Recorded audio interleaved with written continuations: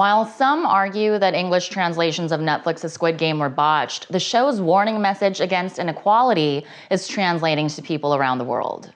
I'm Yoonj Kim, and this is MTV News Need to Know. South Korean survival drama Squid Game is on track to become the most popular Netflix show ever, and it's currently the most in-demand show in the world. But Twitter user Youngmi Mayer posted a thread laying out the case that botched subtitles failed the show. Not to sound snobby, but I'm fluent in Korean and I watched Squid Game with English subtitles, and if you don't understand Korean, you didn't really watch the same show. Translation was so bad, the dialogue was written so well, and zero of it was preserved. In a TikTok video, Mayer argues that the complexity of a working-class character was undercut by poor translation. The translation says, "Oh, I'm not a genius, but I can work it out." What she actually said was, "I am very smart, I just never got a chance to study." This thread has gone viral and kicked up some controversy. A translator on Twitter pointed out that she was using the closed caption dub titles meant as an accessibility option for the dub instead of the actual translation subs.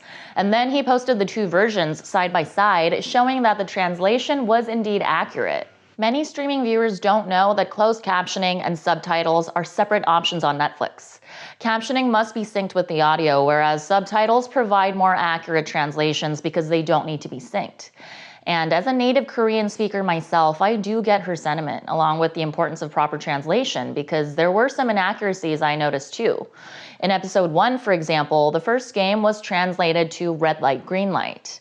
In Korean, the giant electronic doll is literally saying the hibiscus has bloomed, which is a classic Korean game that nonetheless has the same rules. But this conversation is also distracting from the show's most important message of inequality, which the whole world seems to be picking up on, as we're essentially living in a survival drama ourselves.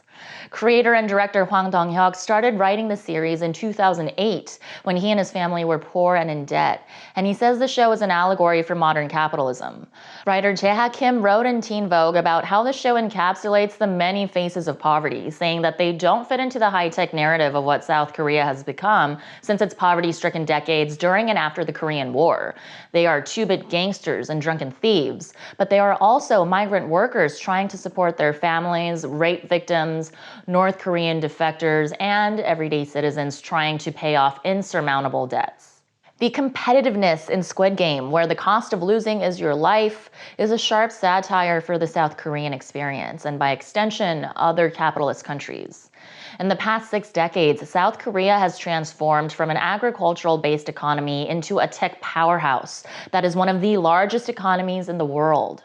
Model and actress Ho Yeon-jung, who played the North Korean contestant 67, explained in an interview that this drastic development is why competition can be more intense here than in other countries. South Korea has the highest suicide rate in the developed world, and also has the second highest income gap after the US. A local saying goes that people are born with a gold spoon, a silver spoon, or a dirt spoon in their mouths. And the pressure starts in school. In Squid Game, bodies pile up while playing children's games, but in modern Korea, school is so intense that suicide has become the leading cause of death among Korean children and teens. Like the players themselves, Korean students get an average of maybe just 5.5 hours of sleep. But once they get out of school, it can be difficult to get work, and work hours are the longest in the world. Yet Squid Game is hitting a nerve on a global scale because many of these themes are universal, like the impossibility of upward mobility and sexism. For example, in a scene where the players are picking teams, everyone is vying for young men. We already have an elderly man and a woman, so we need to find more men. Today, we're living in a pandemic where workers are literally risking their lives to make a living. So while Squid Game seems shocking on the surface, it's a reality that people can relate to. And while translation and cultural accuracy are important, this show dropped as young people in Korea and other capitalist countries like the US are pushing back against the oppressive constructs of capitalist society. So let's not miss the forest for the trees. I'm Yoonj Kim, and that's what you need to know.